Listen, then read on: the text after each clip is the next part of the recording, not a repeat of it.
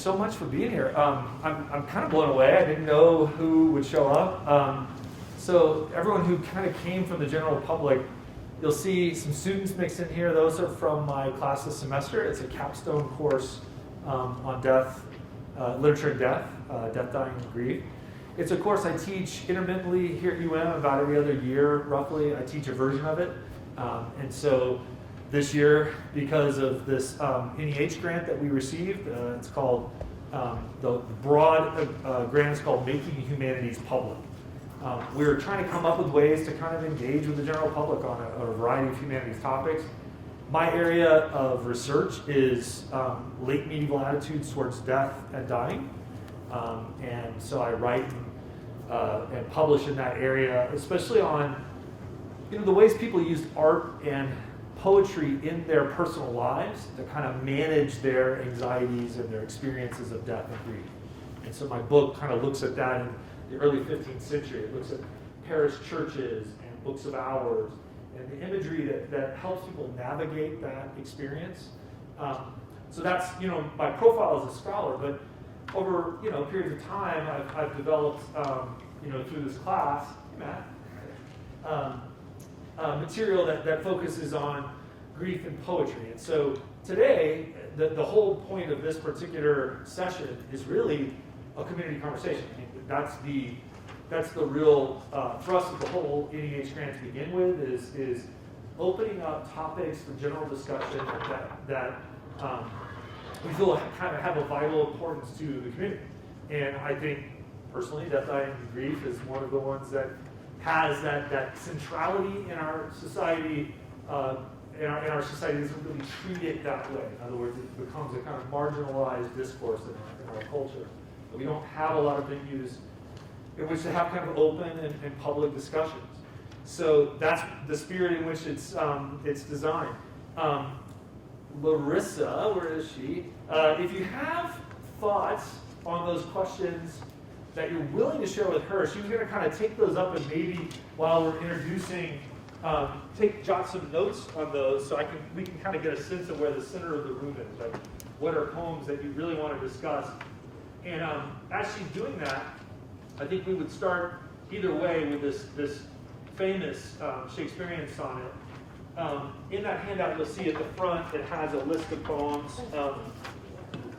And on the first page, if you turn to the back side of the first page, you'll see there at the bottom, that's Shakespeare's Sonnet 73, which I think is a great place to start. It's actually not about death exactly, right? But it will evoke some of this really important, powerful images that'll help us think a little bit about loss.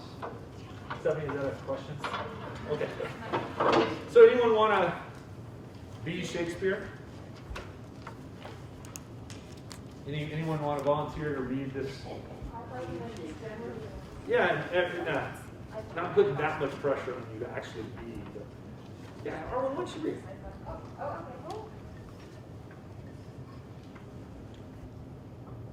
That time here thou mayst to me behold, with yellow leaves or none or few do hang upon these boughs which shake against the cold. Fair ruined choir, which late the sweet birds sang. In me thou seest the twilight of such day, as after sunset fadeth in the west, which by and by black night doth fade, doth take away. Death's second self, that seals up all in rest. In me thou seest the glowing of such fire, that on the ashes of his youth doth lie, as the deathbed whereon his must expire, consumed with that which he was nourished by. This thou perceivest, which makes thy love more strong, to love that well, which thou must leave ere long. Where does this poem put us? Let's talk about, it's poetry, right? First, I ask you to reflect on this. What value does poetry have in particular for talking about this topic, death, dying, and grief?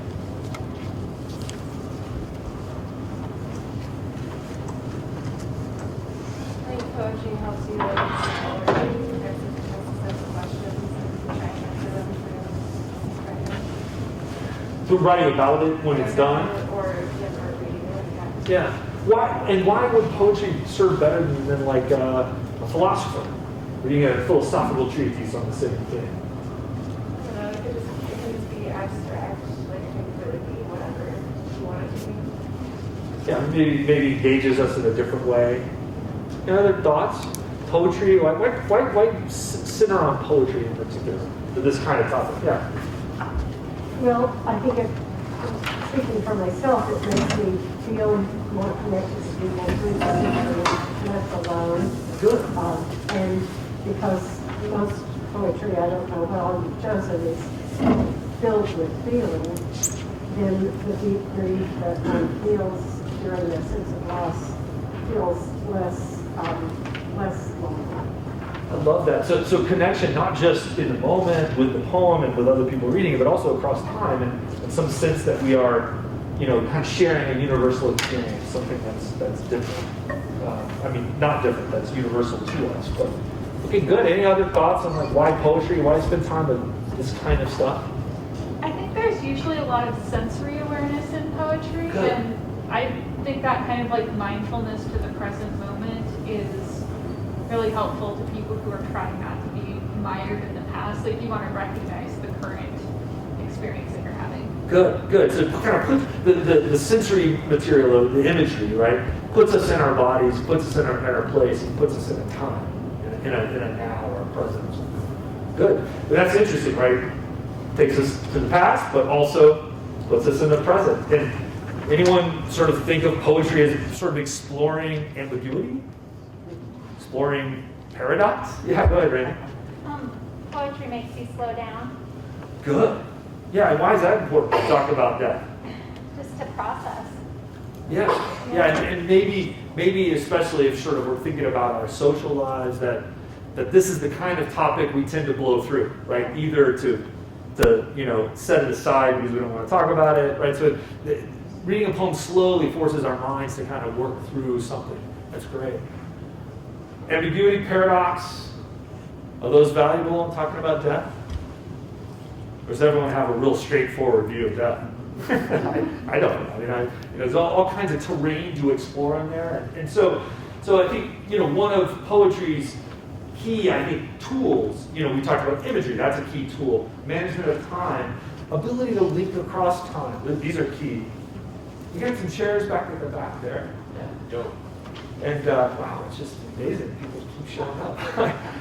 Way too few handouts. I apologize for that. I only made 25. So if you can share with anyone around, that will help, just to make sure, if y'all can kind of distribute, just to make sure everyone can put their eyes on these poems. Some of them I can pull up as well. So imagery, management of time, kind of an ability to move through time, handling ambiguous or difficult topics through means, through this medium language, which we don't always think about as a medium, but it is, right? It's a thing that moves. We move ideas through, back and forth. We change in it, right? And it's a medium, and it's a medium that has its own aspect. One of which is we inherit it. We get it from the past. It's not something we don't get to just make up a language in a vacuum. So intrinsically, it actually links us to the dead. It intrinsically links us to all of the billions and billions of people who have spoken this language that we're sharing right now in English. So the medium itself it has a sense that we're connected across temporal boundaries and existential or ontological boundaries. Right? We can move back and forth as people through this magical medium. Anything else? This is all very abstract, but I hope it's kind of how we orient, especially around questions of loss, which are some of the toughest ones to talk about moving into and experiencing loss and then feeling what it means to feel on the other side of a loss, which this poem is very much about, right? So this is one of those famous poems, in an obviously famous author's canon. What are your responses to it? How does it make you feel? What do we want to talk more about in that poem?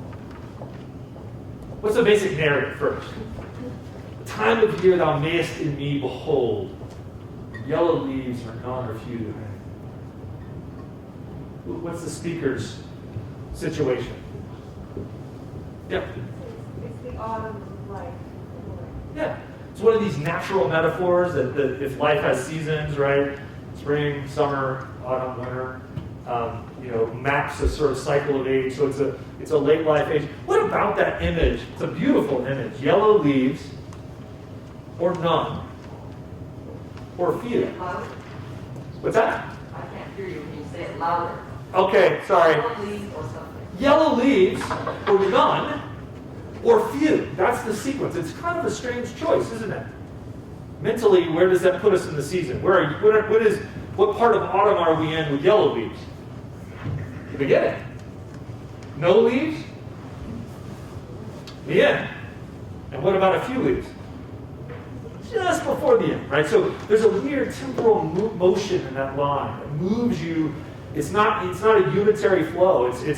We're at the beginning, the fullness of autumn, and there's a beauty in the fullness of autumn, yeah? There's a kind of vibrancy to that color. People, travel around to, New England to go get that experience, right? So there's a vibrancy there. Then there's none of it. It's all taken away. And you think about this as a kind of painterly moment, right? That Shakespeare paints this beautiful tree, takes all of it away, right? Erases it all, and then he just puts a few more back on. But instead of, like in a painting, you would cover over those decisions, he gives you all of them. He gives you that whole experience of movement. Fullness of autumn, blank, bare, stark tree, and then back again. It's quite amazing. So, I have a little short PowerPoint. It's really just a heuristic to get discussion going. It's not anything special, but it tries to pull a few of these things together. I was just talking about this with my students before everyone arrived. Closure illusions. These are just this idea that life has some natural motifs that symbolically represent closure, right? And so winter would be, we would associate it in this cycle as death. And so it's the season just prior to death. So these trees blooming or blossoming are that reference. But as we go back through it, we can sort of think, what are these other images? What are the component parts? So I just walked through one of them, the leaves.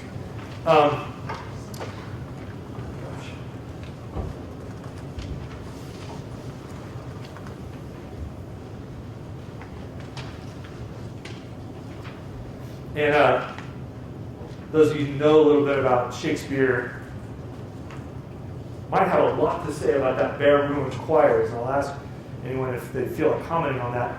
But I just want to talk about these images for a second. So in Quatrain 1, we have the tree near the end of autumn. In Quatrain 2, we have this evening sky at twilight. That's another kind of closural illusion, right? A kind of reference to life coming to its close, to the end. And then we have this glowing fire on the verge of going out. And not quite out, but just right on the verge of it. And that's what makes this poem so powerful, is the way it subtly modulates each one of those images, rather than just delivering the straight version, a kind of a subtly modulated version of the image. So, in these colored inks here, I've kind of given you a few of these places where there's a kind of qualification going on, right? Thou mayest in me. Maybe you're seeing this. Maybe you're seeing this reflected in me. None or few. I've already talked about that one. We'll skip Baron choirs for a second. The twilight of such day as after sunset fadeth in the west. And so if you just settle into that image for a second, right? It's not the sunset in its glorious grand phase. It's the sunset after the sun's away, the last little bit of it. So each one of these images is modulating, Shakespeare's kind of modulating and letting you feel what loss really feels like, which is not this linear thing, not this thing that kind of moves in a straight path, but has sort of modulations and changes in it. The glowing of such fire. So this pattern I'm trying to point out on the margins, right? Thou mayest in me, uses that location in the self of the writer as the structuring device of each quatrain, right? You're looking at me. If you know, do you know anything about the Shakespearean sonnet cycle and who he's writing to? Does anyone have any story about Shakespeare and his young lover? No? Yeah, Well, at the beginning, he's clearly addressing himself to a young man. yeah, And it's an interesting relationship they have between them. And a little later on, there is the black lady, right? yeah. So this Sonnet 73 is at the sort of third phase of what are called the young man sonnets. And in those early sonnets, it's very clear and it's very important that his young lover is young. That most of the sonnets are actually focusing on that age difference. And so in Sonnet 73 is why it's so famous. It's the culminating statement of him trying to work through what does that mean? What is that relationship? What its future is, for example. And so that's part of what this in me, this device is structuring that relationship to the separation that the young man is going to experience. Right? So if you think about how powerful this poem is, this is the person who is on the edge of death, right, who's aging, is actually turning around and writing it about the young man's perspective. He's sympathizing with what it would be like for him to lose, Shakespeare as author, to lose this older lover. It's quite sophisticated. So it culminates in this obviously stringent final line: to love that well which thou must leave ere long. What is that experience like? What does that mean? To love something knowing that you're going to leave it.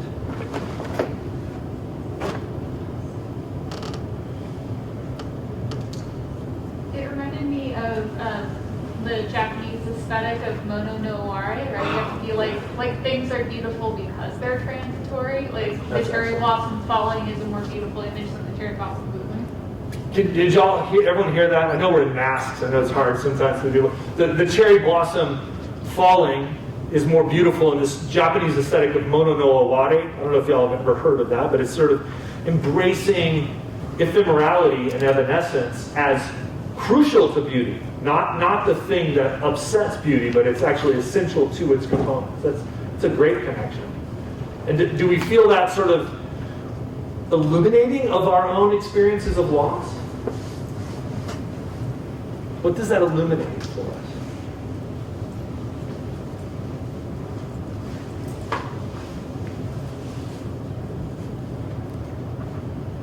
Does it resonate for you? Can you think of experiences like this that are...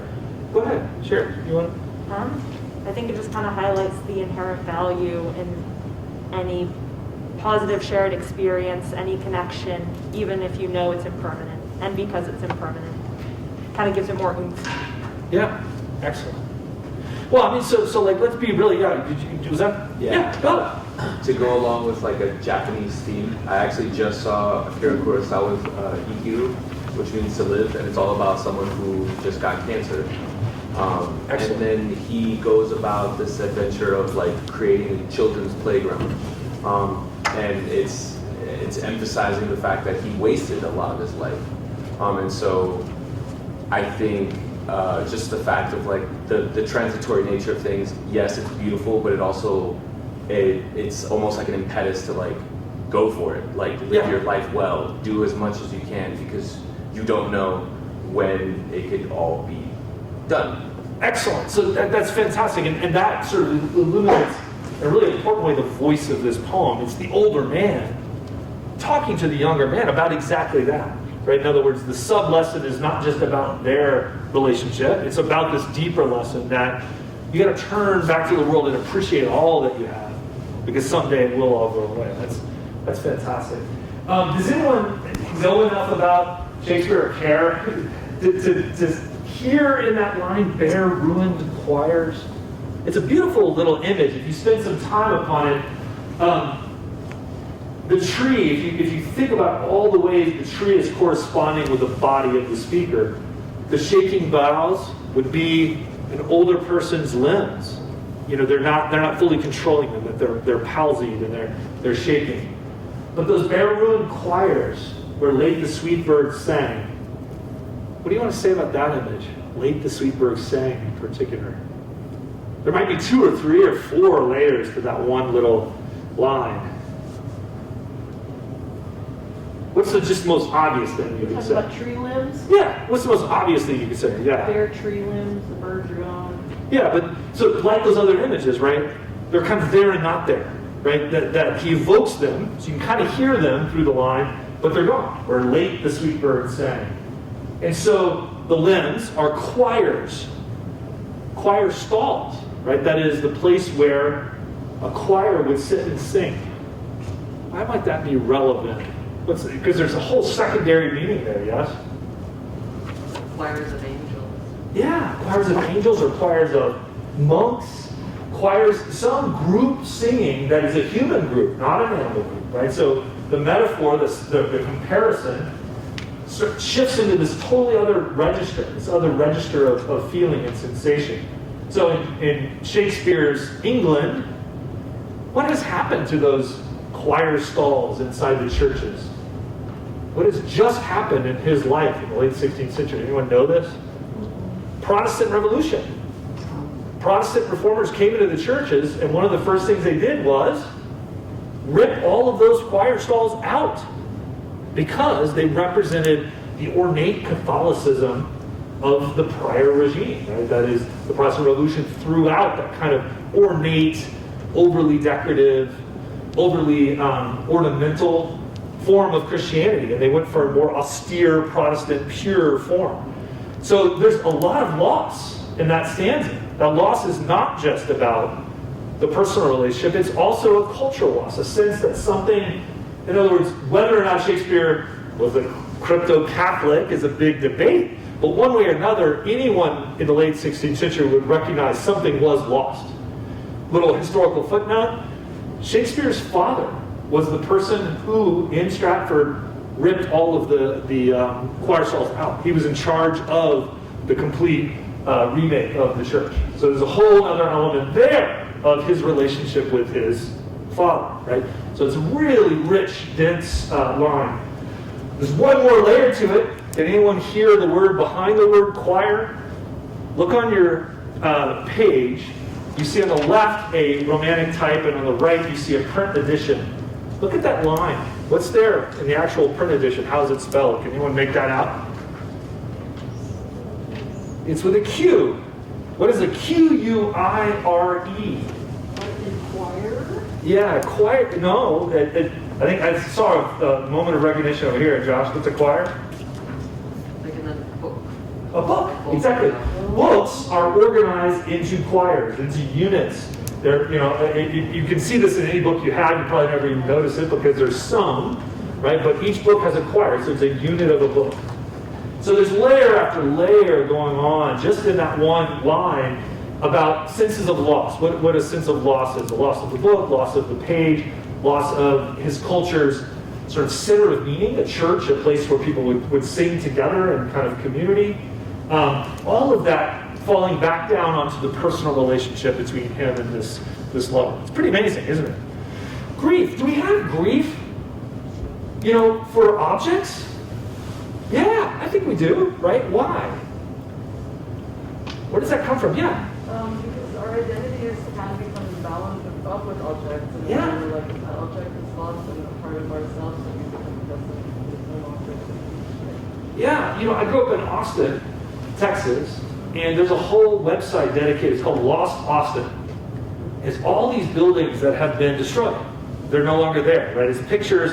So we live in a place that's going through a ton of change right now. I mean, so people are talking about that in Missoula right now. They're talking about the old Missoula, right? That's a trope of this town's sort of culture, right? There's grief there. There's real grief. And if we don't have ways to talk about that grief, we're going to get angry, right? and might be the other way around, right? Maybe some of the discussion of that grief, of loss, might cause us to change our zoning laws. Or, you see what I'm saying? Like, grief can be a mobilizing force. Things like this can remind us that the worlds we live in are also, I think you're right on the money, that not just objects, but our spaces. We project our values into them. They're part of us, right? They become part of us as individuals and as communities, and they carry a certain set of values with us. So their loss means something. It's not idle or insignificant. That's great. Anything else to say about this poem? We've said a lot. Yeah. I'm 80 years old, And I think about death. 80 going on 60. I think about death a lot more than I did before. And the one line there, that on the, let's see, that on the ashes of his youth doth lie. That's where I am. I'm lying on the ashes of my youth. And I was trying to figure out how I would react to seeing this poem at an earlier stage of life. Interesting. Yeah. And I'm reading different lines that fit me in the stage of life that I am. I would imagine that happens with everybody. 100%. So we got some people from different phases of life. Did other lines jump out at you? That's a really powerful one, sort of identifying directly with that notion that you're lying on. Other lines that others of you kind of resonated for you? Yeah. I thought that was an interesting point because I didn't resonate with as much as the direct quotes. So like the death bell and the doth lie on their ashes. I'm more connected with like the process, like the line with yellow leaves or none or few do hang. So you identified more with that kind of cyclical imagery. Is that what I'm kind of hearing? Yeah. Yeah. More so with the process than the actual death. What about the back end of this? We just take the first half. We just read his youth-built lie. What does it mean?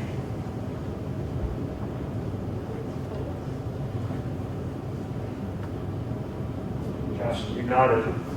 Youth deceives. Yeah, youth is a kind of itself kind of self-deceiving potentially, right? So it's there.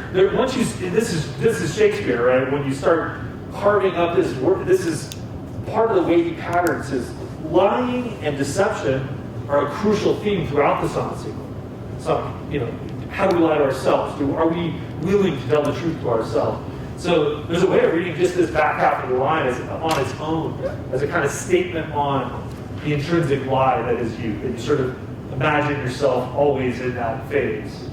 I was talking with my class about the vaccination rate of our 20-somethings in Missoula. In this exact thing, thinking to myself, that this is one of those moments where youth is lying to itself when it imagines itself invulnerable, to the world around it. That's a dangerous lie, potentially. That's great. Any other thoughts on this? Yeah. Yeah, it's not related to a specific line, but the overall theme. And what I think is interesting is I wonder if Shakespeare himself knew at the time. I mean, I'm not so well versed on Shakespeare to know if he was actually famous in his day.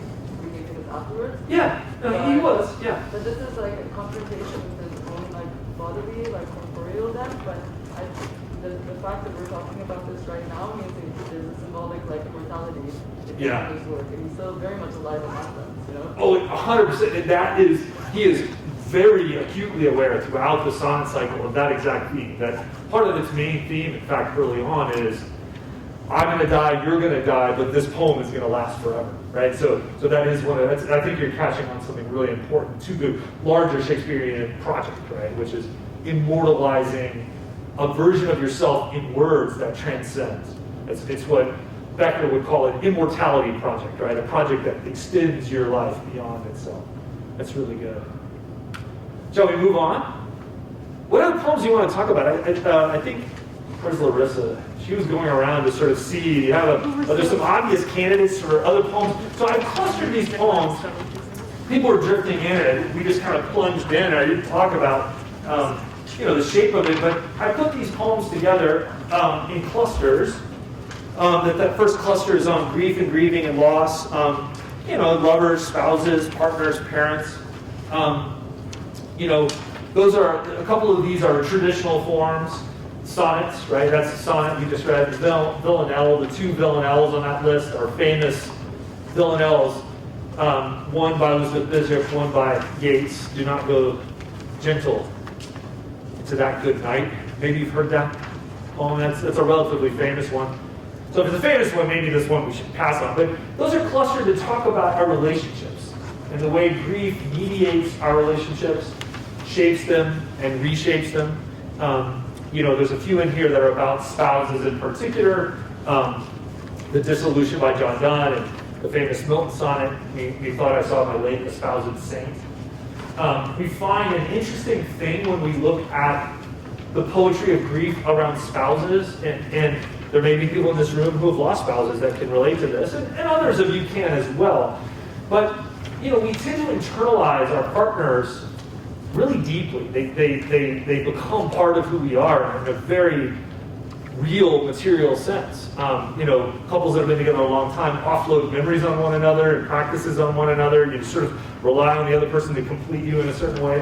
And then when you lose that person, it can kind of feel like a haunting. It can kind of feel like you have a person that's floating around with you, even though they're not there, right? So a lot of the poetry of grief around spouses and partners and lovers kind of has that quality of a haunting, haunting quality. The Hardy poem is one we could probably just read and not talk about because it's pretty straightforward. The voice to kind of voice this idea. Someone want to be Hardy? Volunteer to read this? Yeah. Can you boom it out? I'll try to boom. Mask it all. Woman much missed, how you called to me, saying that now you are not as you were when you had changed from the one who was all to me. But as at first, when our day was fair. Can it be you that I hear? Let me view you then, standing as when I drew near to the town, where you would wait for me.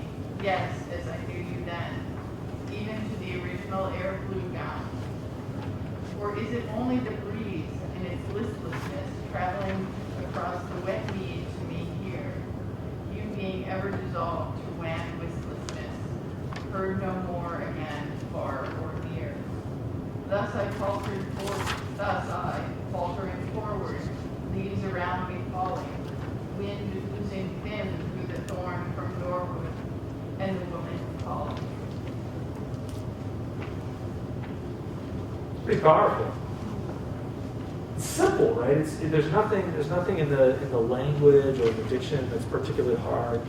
It's really expressive, and that last and we were talking about imagery in the Shakespearean sonnet. There isn't very much imagery until that last bit, right? That it kind of works the opposite of Shakespeare's poem. Shakespeare's poem uses imagery to kind of develop a set of ideas. This one starts with the feeling. It starts with the sensation. It starts with the scenario of hearing, or it's called the voice, right?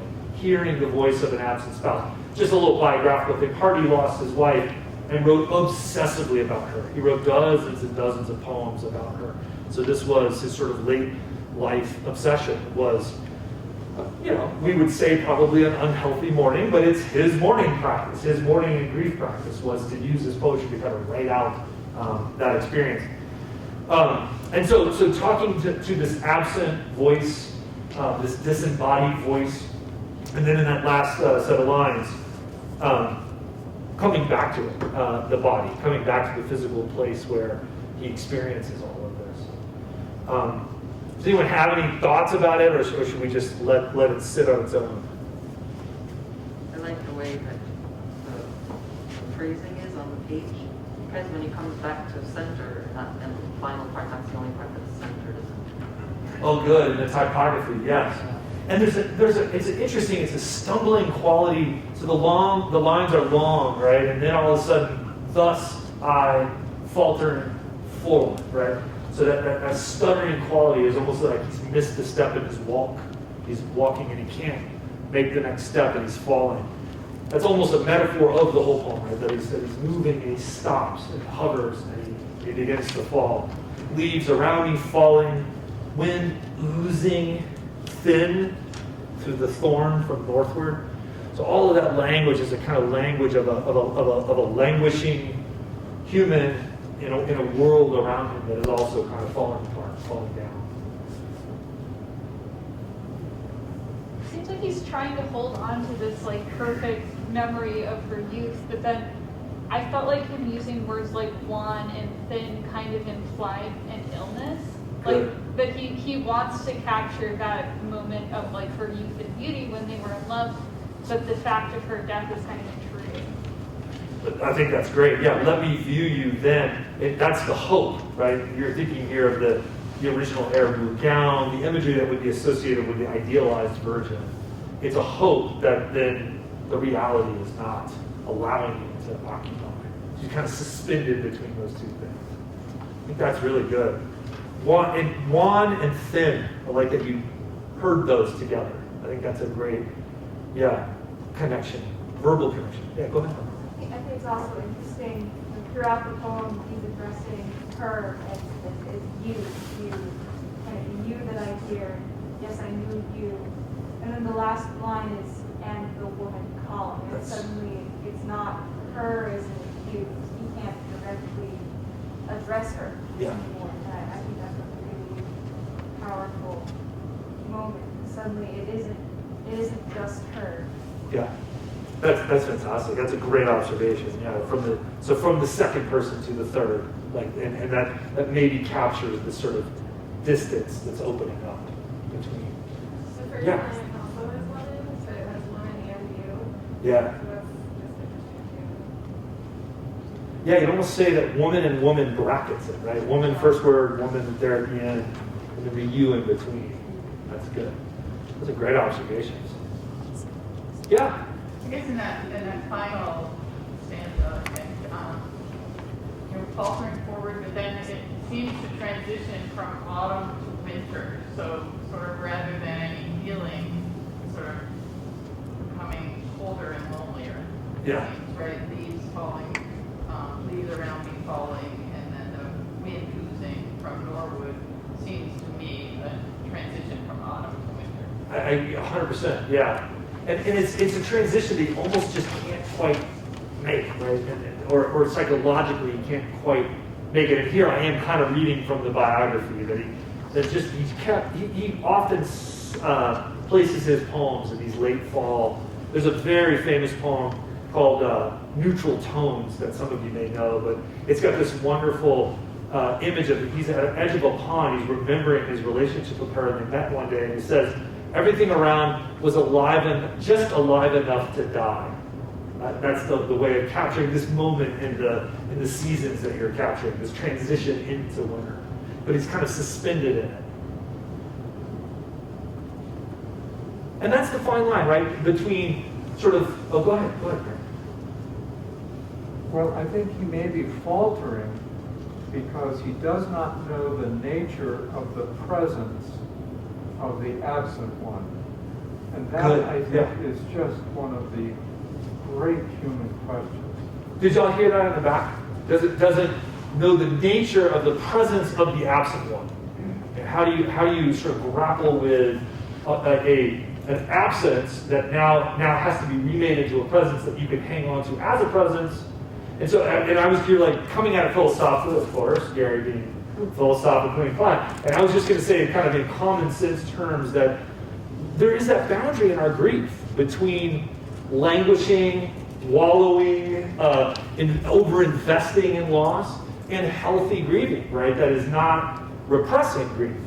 And so all of those are going to be psychologically, morally, ethically, personal decisions and personal activities and personal behaviors, and that we kind of work them out, I think, a lot of times with one another culturally, part of the reason why we're having these events and we need to have them, right, is being able to have places where people can talk about it. What does it mean and so that, why is it a core human question? Well, because all of us lose something, right? All of us lose something that becomes permanently absent. We don't want to all of a sudden just sort of bracket ourselves off from it, right? In other words, we don't want it to let it become a thing only of the past, right? That the absent would be completely absent. We want to maintain its presence as absence. I think that's what you're trying to say, right? And so that's a thin line between that and what it would mean to continue to falter. So your diagnosis of the speaker is that he's faltering because he can't accept that the absence is complete and then re-engage with it as absence. I think he's experiencing her presence, but does not know the nature of it. Yeah. And that's our condition. Yeah. That's great. Larissa, Did you get enough input to see, like, do people want to go on to some other topic? Do we want to move to? People were still kind of working on them, but yeah, I got voice was a request, and we did not play in graves. We did not play. Oh, we did not play on Graves, the Dickinson poem. Who requested that? That's a great one. I think. No one wants to admit it. That's her. I'm gonna put you on the spot. So I mean, and so just in the structure of what I've laid out, I've just given you some categories. Nothing special about them, other than they have these threads through them. And so one of the things I just wanted to say globally, and we don't have to go into great detail, but forms, poetic forms of the many things that they do for us, right? One of the things is they contain grief. They provide not just grief, other kinds of emotions too, right? Love, passion, desire, hope, all those things. They provide a container for it, a way to kind of fill up and explore the idea in a manner that kind of allows us to wrap our heads around what it means to us, right? So that's one of the things they do. And villanelles, the two that I have on here, one is about loss, not clearly about death, but maybe, right? It might be that in the very last line we sort of discover that the person, the you, is someone that might be a spouse or a partner that they've just broken up with, but it might be about death. But it's about loss. And the other one is this urgent appeal from a son to a father to rage against the dying of the light. And how you read that poem is like a Rorschach's test often for a reader. Are you the kind of person that thinks, all things being equal, live life to the least and fight death to the very, very end? Are you the kind of person that would say at a certain point, I'm done fighting with my death. I'm done resisting it. I'm done pushing against it. And when you make that decision, what are the people around you going to say? What are the people around you going to say about that choice? And so that poem is very much about that problem. It's about that problem which penetrates every family in America at some point or another, right?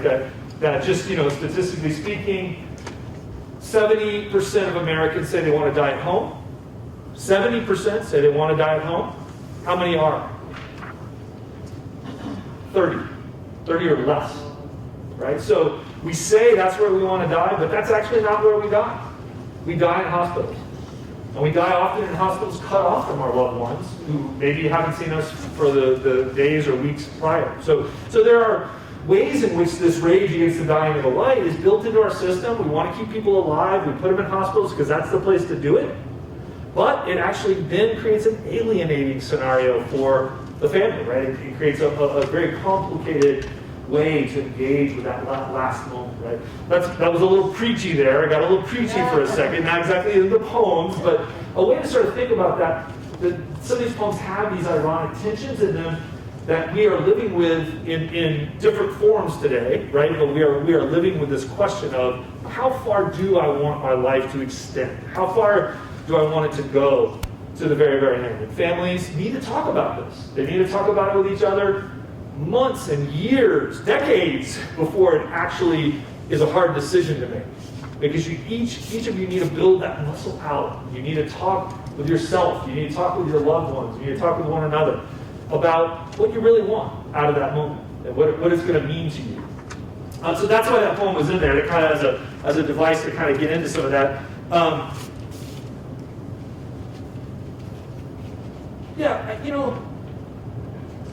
I think while we're on the same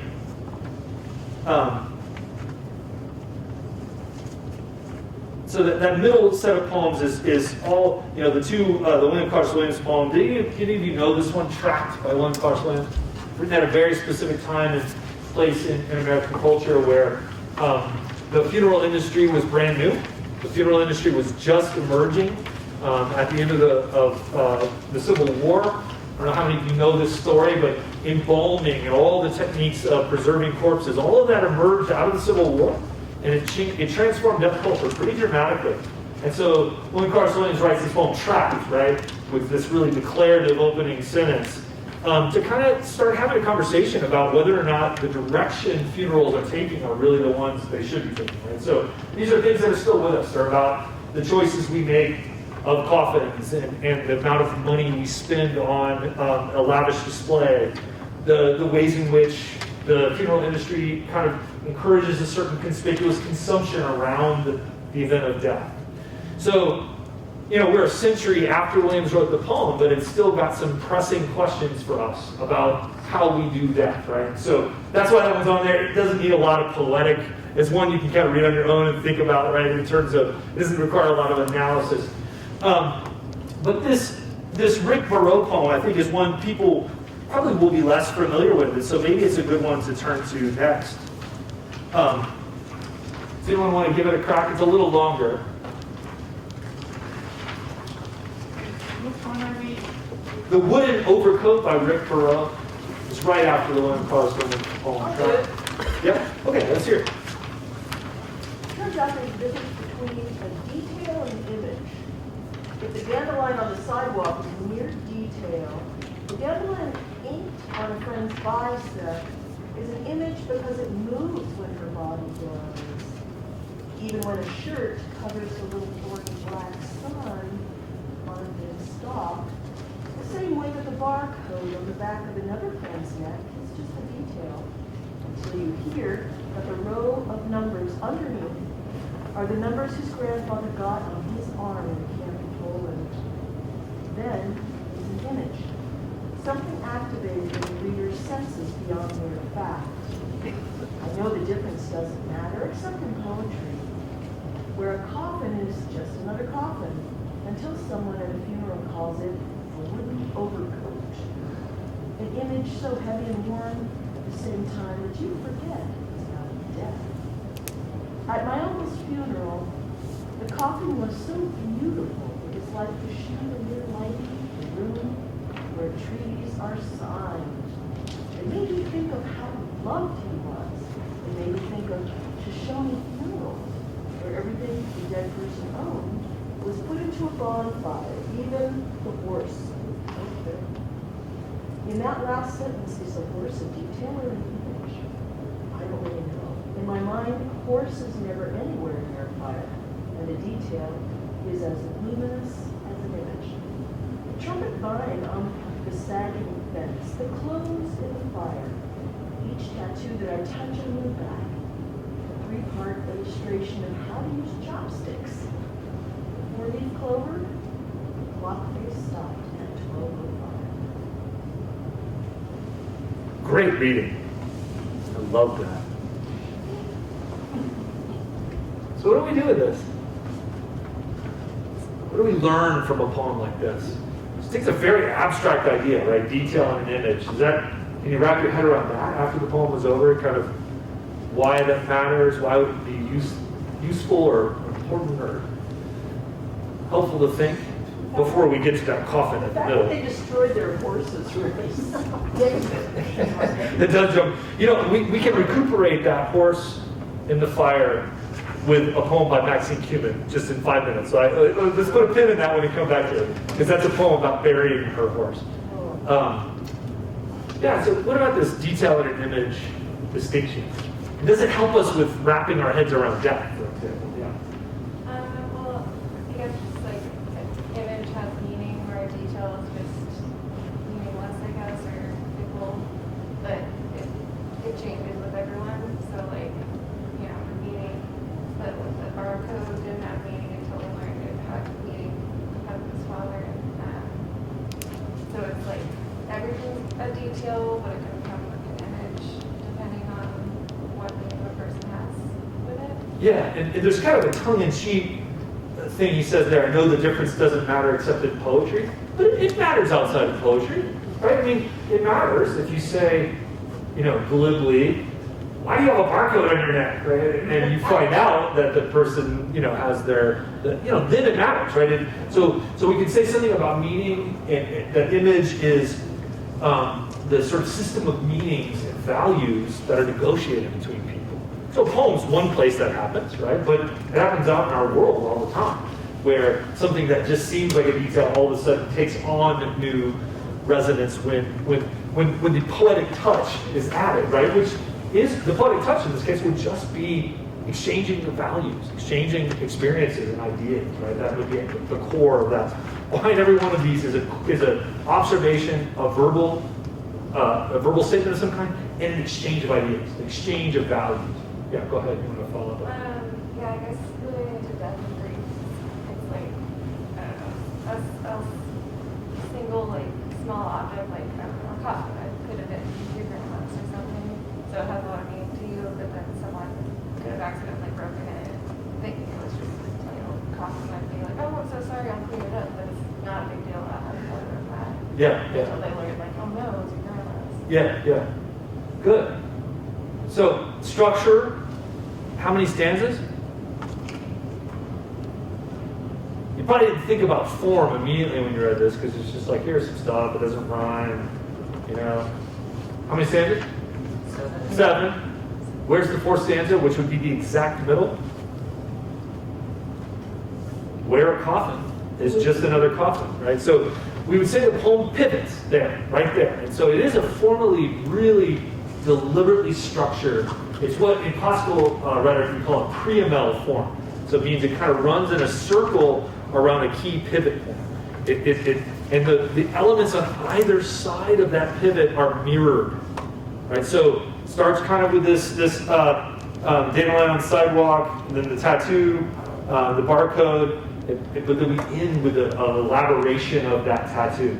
Elaboration of, and how do we see that tattoo at the very end? Just think about the perspective for a second. You have to be kind of close, looking at the skin, right? So it's an intimate relationship. So there's a lot that's implied in the poem about the speaker and this other person. And it's a really fascinating poem for this particular discussion, right? Because it has elements of sort of the attachment to someone you really love and the recognition that the stakes of death and the stakes of the funeral and the stakes of loss are right there sleeping next to you in the person with these tattoos who that you know intimately, right? So the point being that those are details that the speaker is now converting into images. They are details that the poem converts into the images associated with his deep connection with the lover. I think there's also Yeah, go ahead. Yeah. there's also just an interesting like connection between like whenever one gets a tattoo, like usually it's a big decision, or I think it can be a decision, not a big decision, but it's supposed to be forever. You know, like you put it on the body, Excellent. permanence to it. Yeah. But actually, it only lasts as long as we last. You know, and eventually with the decay of our bodies, like that tattoo is no longer. Excellent. 100%. So yeah, you anticipated everything I would have said about it. That was eloquently put, right? That the body is the medium, right? That in the same way that the poem is the medium of the poet, the body is the medium of the tattoo, and the tattoo is only as permanent as the body. That's so well put. And so we could say then that the word in italics there, right in the middle, right there, 3 things in italics: detail, image, and wooden overcoat, right? And that wooden overcoat is, in fact, exactly at the center of the poem. Right? That is in the 4th stanza. It's the 2nd line of a 4-line quatrain. So it's the pivot point is that single word. And if you're like me, kind of like think about the craft of an object like this poem and how it unfolded, right? This doesn't get written in a fit of frenzy. Right? This is a thought, even though it feels as you're reading it very fluid, like it's almost following the thought process, it's actually immaculately well constructed to lay out this set of ideas. So what was the sort of origin of the poem? Probably hearing this phrase, wooden overcoat, or coming up with it, right? And so there it is, right there in the middle. And again, it's death, dying, grief. We're trying to pull some of these things out. We all know how uncomfortable these experiences of watching the coffin go in the ground are. I had a dear beloved aunt die in the spring, and I went to my first ever natural funeral in the spring. I don't know if any of you have ever been to those. They are powerful.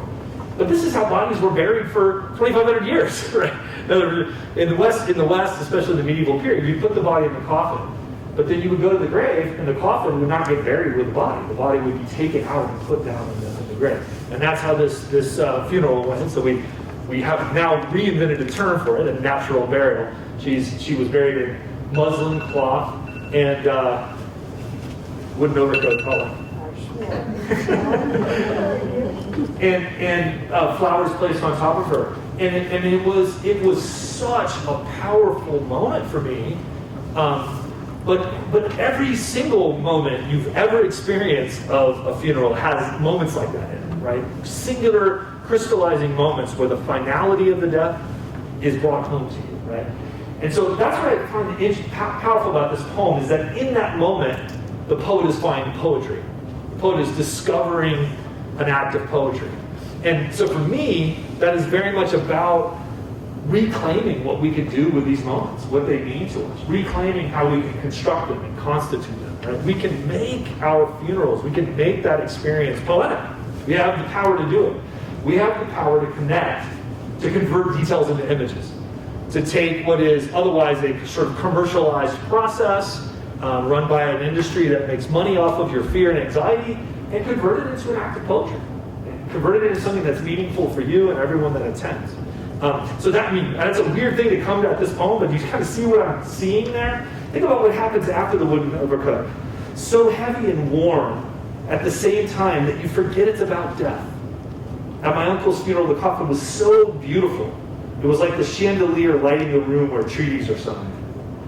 So the act there, the act of poetry, is remaking the detail into something meaningful for the person. And that's, I think, the creativity, the sort of affirmative aesthetic creativity that we are all needing to bring to our experiences of death and grief. We're needing to convert them into moments of beauty, however that takes place, right? Whatever form or structure that takes for us. Any other thoughts on the wooden overcoat? That's going to stick with you, that phrase, wooden overcoat. And that's what makes it a great poem, is that phrase will stick with you in the same way that it stuck with the poet, and around which the poet built this constellation of other details. And the details that will follow around with you from that will vary. Each of you will kind of pick out other things that will kind of circulate around it, but that one thing will kind of be centered with you, that it'll hang around. It's a really powerful piece of writing. Any other thoughts on it? Well, the detail thing, the imagery, when you have details, they don't mean anything, but we have an impulse towards meaning. And imagery is an impulse towards meaning. And it's a tool used in writing, and that extended metaphor and extended imagery. So to me, there's a feeling of motion that's implied when you think about image and detail, even though it's not conscious. You're getting pulled into motion. I like that. Almost against your knowledge or will that it's a fact. Whereas in this paradigm, the detail will be the inner thing that doesn't move, right? The image. So that dandelion on the sidewalk, right, versus the dandelion on a friend's bicep, is an image because it moves when her body moves, right? So that you're picking up that and kind of pulling another layer up and seeing another kind of allegory for how images work in general, that they move us in this allegorical sense or in this metaphor. Yeah, from how the movement happens within us. Yeah. Because if we just get stuck on the details, it's a shoe, a black purse, a red coat, and that's it. Yeah. But imagery is something beyond that. Fantastic. Yeah, if we wanted to get deeply philosophical about this too, do we? The philosopher Maurice Blanchot talks about the image in exactly these terms. He says, the image is the thing that refuses to recede fully away, that it hangs around. And he uses the corpse as his prime example. And again, if you think about the experience that many of you have had, and again, I know I have, and I know other people in this room will have this as well, of either having to see a loved one dead for the first time. In other words, maybe you missed the actual dying moment when you come, and you have, and this is what made me think of it as the movement. That the movement that we associate with life, even if a person has been laying perfectly still and moving toward death, there's still movement. Their bodies, you can see they're breathing, and they can see their eyelids. And then when you see someone who is dead, that's the first thing that strikes you. That is that absolute stillness. The absolute stillness. Everything else goes away.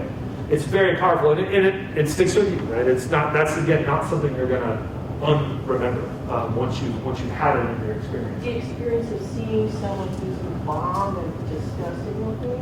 Thank you. I mean, unreal, waxy, weird. It was sad. Yeah. It was like, this is not what this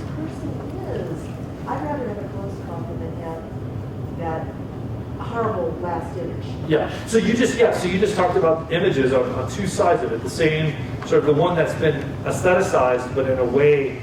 In other words, like if we're just detached about it, the people who practice that art, it's an incredibly complicated art, and there's a lot of skill and technique, right? And you could admire it while at the same time recognizing the estranging effect it has on you. That in some ways it maybe distracts you from the grief rather than allowing you to fully experience it. That's a really astute connection. Arwen, you had your hand up earlier. I guess I remember that. I just love how it seems like all these images are somehow, in a lot of ways, unintentional.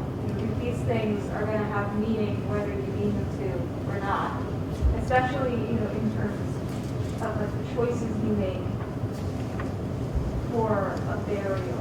Okay. I remember my great-grandfather, we were going to bury his ashes, and my grandmother came in the room with like this box she got, and it was a bread box that she bought at Goodwill, and she had forgotten to take the tag off.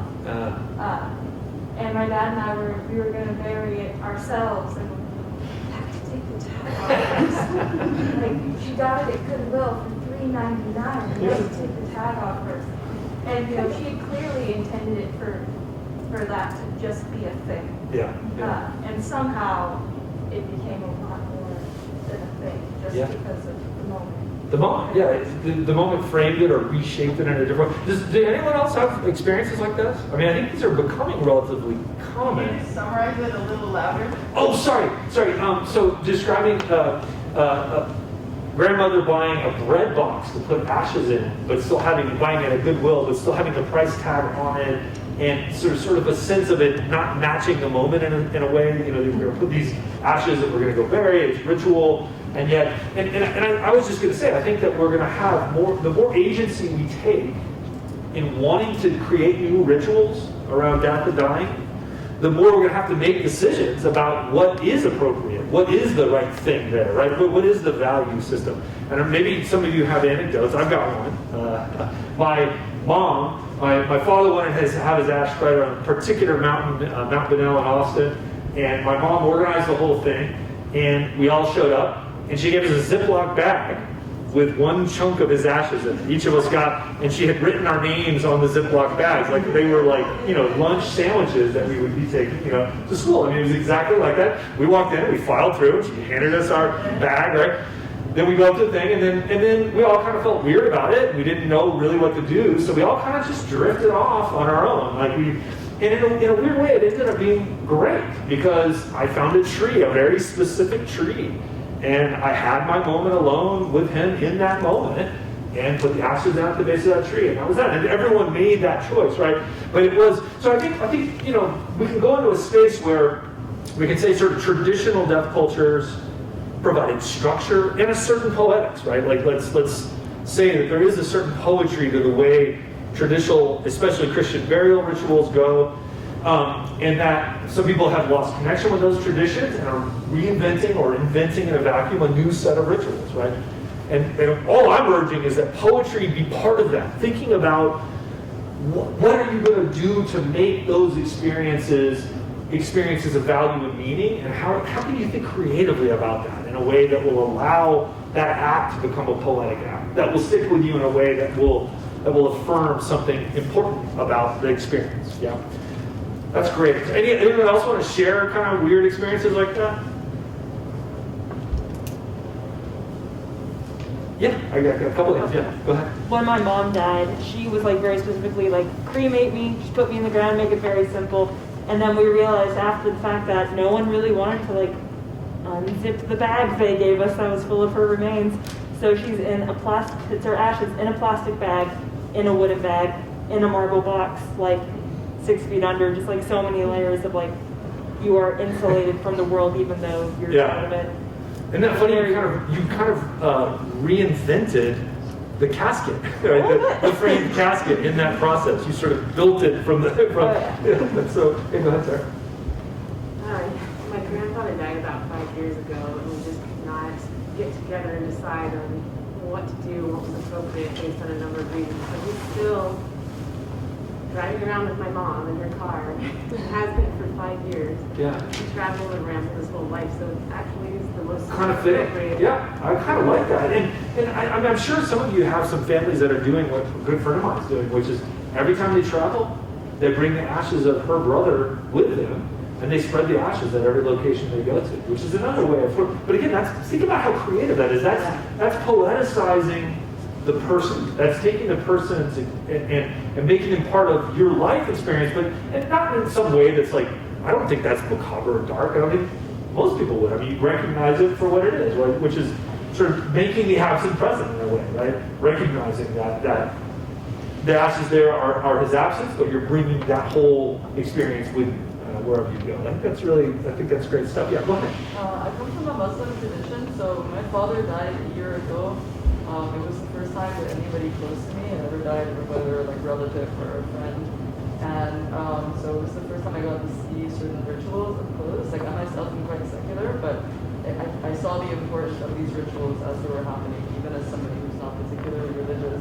And one thing that I thought that kind of went in the face of like, I think death denial and certain rituals that try to like abstract death or protect the body from the inevitable is like, there's the practice of, like a natural burial has existed in Islam for like millennia. Forever, yeah. Where like essentially like you wrap the body with muslin, I think is the fabric, and then put the body like immediately into the earth.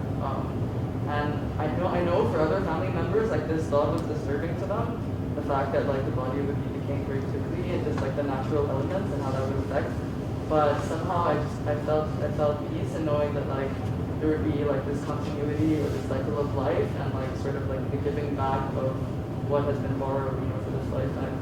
And so in some way I think that it's interesting to look at like different cultures and traditions to see how like things are done as well. 100%, and that particular tradition of the quick burial of the body, but the full family investment in Muslim tradition in all of the particulars. In other words, wrapping the body. I don't know the details of your cultural background, but you're supposed to actually engage directly with the body during that process, and that's something the West has lost. That used to be essential to Christian burial rituals prior to about the 19th century. That the family had a direct physical investment in the process, and now it's not only that it's hard. I mean, not only not happening, but it's hard to happen. It's hard for you. You have to do a lot of extra labor if that's the experience you want to have. If you want to connect to that. Thank you for sharing that. I saw another hand over there. I mean, we'll keep going on this vein as long as everyone's engaged with this. I mean, I think there's a great segue to that Maxine Cumin poem. Yeah. Well, I was just thinking about, so a couple things. Like, I think there's this thing called Conversation Project, right? Trying to get people to talk about how they would want to die and what things are important to them, around the dinner table. But I think having those conversations, we can sort of create our own wooden overcoat. Like, what is a wooden overcoat to each of us? How do we want that to be? How can that be better for our families? And then we were talking about sort of extending by taking pieces of the ashes to different places. They're creating what they call birth plans for families who are having a child who's not going to survive directly after birth. And as part of that birth plan and part of that free time is, we'll go to the beach with your child. Have these sort of traditions honoring the child who isn't going to be with you after the birth. And I think helping people to think about those things in a sad but sacred way can go a long way to healing. That's so good. Sad but sacred, and yeah, some sense that we need the ritual. That there's a psychological need there that I think goes beyond. I mean, I didn't get your name, but your comment about many people in this room will say something like what your grandmother said, which is, "I don't care where you put my body." There's kind of that grouchy sort of, "I'm not in the picture anymore. Don't worry about me." There's a sort of ethic involved in that, but that's not what the family needs, right? In other words, that statement is actually about the dying person, not about the community left behind. And so that bit of it, I think, is really important for us to bring to the table for thought, right? Which is, we need rituals. We need something to get us through these transitions, whatever they are, even if we're making them up, right? Even if we're creating them, which I'm a big believer in. And that's why I think the session, right, is about poetry, but it's about this broad sense of what poetry is, right? That Wooden Overcoat, that's a different approach than the sometimes philosophical, legal, medical frames that we more often put around these experiences, right? We think about it in terms of living wills and the things that we're going to, and get a living will if you don't have them. I'm not saying don't do that. Definitely do that. Right? Definitely make your wishes known. But that's not enough, right? That the medical and legal structures that we build around death in our society are not sufficient for our community and for our family and for our value-rooted experiences at the end of our life. I'm going to come to you in a second. I want one more over here. Yeah, go ahead. There's the coping mechanisms to remain personally from the families, or do you think the funeral industry has any business trying to affect a teenage boy in Albany, New York, who was stabbed to death from gang violence? I was working at the high school classroom, so teenagers returned from the funeral that morning. One girl commented how peaceful he looked, almost smiling. I don't think this kid knew that a mortician can affect the facial muscles, but perhaps because of the youth and the horror in which he died, that was his job, so that they could process it more easily. Yeah. The family might not have known that they would do that, so that he would look happy. So that was all in the form of a question, which yes, I think is the answer. Like, those are contingent cases that every family is going to have a reason why. I mean, people who get murdered in any violent death or car accidents, there are all kinds of cases where the mortician's work is essential as a kind of transition. So I'm not a categorical person that way, right? I'm definitely not. I'm not even actually anti-funeral industry. I think the funeral industry's evolution has shown a great adaptability, especially recently. Cremation rates are up in the United States, and that's because the funeral industry has finally kind of gotten around to them, right? But I think there are cases where, especially with young people and especially with violent death, where that final image would be a valuable substitute for an image that might be just, even if you don't see the body, like the closed caskets in those cases, might actually not allow you to get rid of the image you had in your head of the person who was dead. I think that's a good point. So, just looking at the time, make sure those forms get around while I just want to make sure that we get some stuff in your hands about future events. I'm not cutting the event off. I just want to make sure Larissa gets some stuff around. It's going to be a schedule of future events in the series. Some thoughts on the session today. If you want to share your email about coming to future events, you can do that there. I can communicate with you directly about that if that's of interest to you. But I think just the last few minutes, I think this Maxine Cumin poem is great because it rescues the horse, or brings the horse back to open. If you didn't bring a pencil or anything like that, does everyone have one? If anyone needs one, I've got them here. So I might read this one especially. I really love this poem. It's quirky. It's called "Whereof the Gift is Small" by Maxine Cumin. Now, I'll start just by saying everything in that opening poem, Henry Howard, Earl of Surrey, and "Short the Season," that opening line, that's all in her original poem, and then I've given you down below the poem she's referring to. It's a 16th century poem by this guy, Henry Howard, Earl of Surrey. If you know anything about 16th century, you know our fat friend Henry VIII liked to kill people. This is one of his victims. Henry Howard was from a very powerful family and eventually ran afoul of Henry VIII, and so he was executed at a young age. Very, very talented poet who kind of brought the Italian tradition into English poetry. Very powerful, short writing career. So that opening line, "Brittle beauty that nature made so frail, whereof the gift is small and short the season." That was the inspiration that led Maxine Cumin, and you can see where she cites that particular set of lines in the poem ahead. So I'll read that one. "Whereof the gift is small and short the season, first ruby throat in the fading lilacs, alyssum in bloom, a honeybee bumbling in the bleeding heart, on my gelding's grave, while beetles swarm him underground. Wet feet, wet cuffs, little flecks of buttercup on my sneaker toes, bluets, violets crowding out the tufts of rich new grass, the horse's nose, and nibble like sleepwalkers held fast. Brittle beauty. Might this be the last? We don't even need to talk about it. I just love that poem so much. Its presence, and it's the feeling of. So this is an animal being buried and being, or having been buried, and the speaker returning to that place where she is buried in her house, and kind of appreciating, behind it the scene that and I think this goes back to the point about the body of the beloved being reincorporated into nature. This is happening all around, right? I'm sure you've heard about not just natural burials, but some of these mushroom suits, mushroom shrouds. I don't know if you've heard of these. They're incredible. That are supposed to not only leach nutrients from your body and bring them out into the soil, but actually to pull the toxins out of your body. Every one of us in a modern industrialized society are running around with toxins in our body, right? So if we go into the ground, we're leaching all that out into the soil. So these mushroom suits are going to pull some of that out and repurpose it.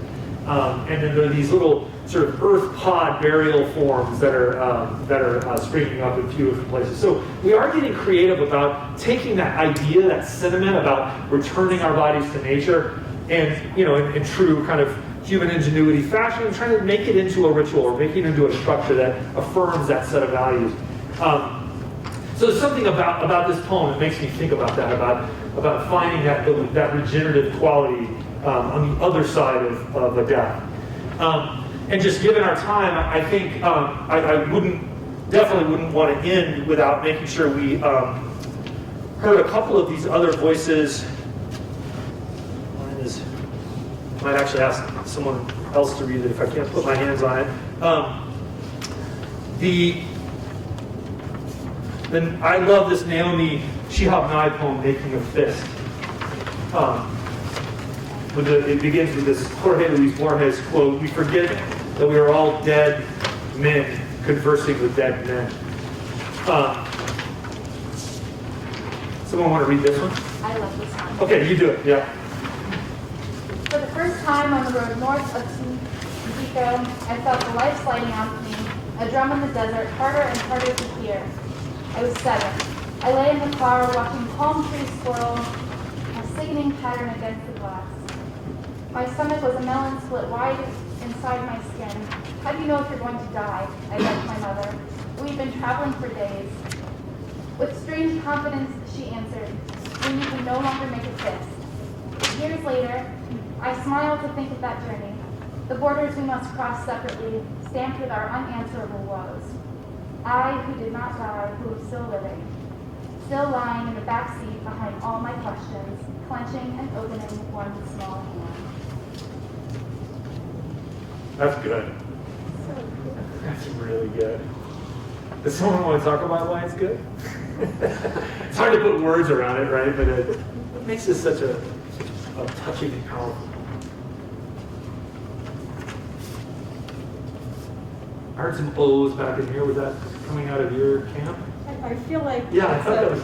it's something that everybody shares about. We're going to die, might have this fear, and it's a mother who puts her daughter at ease, and almost that the daughter doesn't have to really think about it anymore, except as long as she can do that, she's fine. Yeah, what do you make of that gesture, that because it ends with that image, right, of clenching and opening, right, one small hand. Reaching against the dying light. Yeah, there's something to that, and like a fist is, it's got some uses other than just emblems of death, right? So there's a fighting spirit in it, which I like teaching your daughter that part of life is being prepared for it. I like that part. It's also kind of just like we can all do it right now, right? It feels pretty good. It actually is like a nice meditative thing, and to have this set of values and ideas attached to it gives you a kind of way to rehearse the constraints and release component of what dying ends up being about, right? It ends up allowing you to kind of rehearse that in your body. to have a way to kind of remember it. Like that Wooden Overcoat, right? This is going to stick with you. You're going to have this way of hanging on to that image of the clenching that, you know, you cling to life maybe, and then you let it go. And the relaxation part of that is a key part of what I think you really eloquently put, right? Which is the mother helping this young daughter figure out what that means. The releasing is just as important, actually, as the clenching. Yeah, go ahead. I actually just wanted to say, I think, like the fist thing was just like this way of, as long as I'm alive, I can cope and process with the absurdity of whatever situation I'm in, which is like, I feel like it's reflected in still lying in the backseat behind all my questions. Like, there are no answers to the situation that they might be in, that any of us are in. But as long as we hold on to the fact that we are alive, that we are still, trying, we don't need the answers. We can just process it. Fantastic. Right. That's beautiful. Yeah. You did everything and more that I would have done with that line. That's still lying in the backseat line. It's so good. Behind all my questions. Fantastic. One more for the road? How are you doing? You doing all right? Yeah. Well, I wonder, but I think maybe that they are crossing from Mexico illegally to the U.S. because some people live in Mexico, talking about the drum in the desert and all that, and then about the ones who didn't live and remembering them in that last line of punching them. So I think maybe they would make that illegal journey. It's also about that thing that is like, as long as you're moving, it's almost like a heartbeat. Like your hands doing like that. Your heart is still beating. Yeah, I like that reading, except for, I do want to stress Arab American in this case. Yeah. But I like that reading of boundaries, because boundaries are right there in the poem. She talks about the borders. Exactly, that the crossing the borders and the boundaries. Being Tampico. Yeah. So the thing is, I think maybe it's a poem about that. The way I put it is maybe the refugee lies as part of the poem, but maybe not right at the center. And I think you can have it both ways in this case, right? You can feel that sense of what it means. For the borders we must cross separately, being both, metaphorical boundaries of borders to cross over, and potentially the experiences of people who are forced into this border crossing by immigration. So, Joy Harjo. For this one, I need a woman who can really own this poem, the Eagle poem. Who's willing to take this one on to bring us to a close? I'll just say a word. Do you all know Joy Harjo? Does that mean anything to you? Yeah, go ahead. Who is she? Oh, yeah. Poet laureate of the U.S. and she's a Native American. Yeah, poet laureate of the United States. Yeah, native poet from New Mexico. She came here 2 years ago. Give an incredible reading. I don't know if any of you were there. Were you there? It was an unbelievable reading. She often sings, plays music when she reads, and she's just an amazing presence. And has just last year completed an edition of an anthology of Native American poetry, which I strongly recommend you get. It's really incredible. There are about, I think there are 4, maybe 5 living Montana poets in that collection, and then a couple of poets who are deceased, including James Welch. So anyway, she's an incredible figure in our horizon, I guess, and I just think this is a great poem to age with. Right? We're definitely not going to talk about it afterwards. It's got to be something you just hear and we say our goodbyes. So, someone want to read it? Yeah, got a couple of. We've heard a lot of from the two of you. Is there someone that hasn't spoken that wants to bring it to a close? No? All right, go ahead. Yeah. To pray, you open your whole self, to sky, to earth, to sun, to moon, to one whole voice that is you. And know there is more that you can't see, can't hear, can't know, except in moments steadily growing, and in languages that aren't always sound, but other circles of emotion. Like eagle that Sunday morning over Salt River, circling sky and wind swept our hearts clean with sacred wings. We see you, see ourselves, and know that we must take the utmost care and kindness in all things. Breathe in, knowing we are made of all this, and breathe, knowing we are truly blessed because we were born, and die soon within a true circle of motion, like eagle rounding out the morning inside us. We pray that it will be done in beauty. Amen. I can't tell you how happy I am you all came. I really appreciate it. Really, I'm blown away, actually, at the number of people that showed up, and I really appreciate it. If you're interested in the future events, the next one is Ruth Benita on February 7th. She'll be talking about Hindu death rituals, cycles of rebirth. There should have been cards that went around. I hope you had a crack at it that have that little schedule. It's also online. And there's some here on the way out. It would be wonderful if you would fill out a little evaluation form. It would help me so much to just hear your thoughts on the session and topics you might otherwise be interested in. But otherwise, thank you so much for coming. I really appreciate it.